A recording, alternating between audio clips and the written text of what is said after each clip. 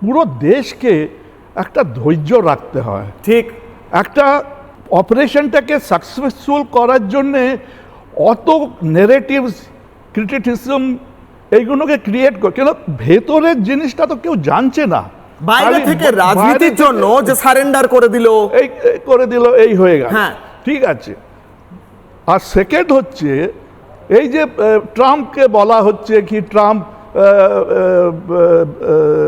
Business deal নিয়ে blackmail করেছে, আর তারপরে নিউক্লিয়ার ওই নিয়ে ব্ল্যাকমেল করেছে, আর তারপরে ফোর্স করেছে ইন্ডিয়াকে।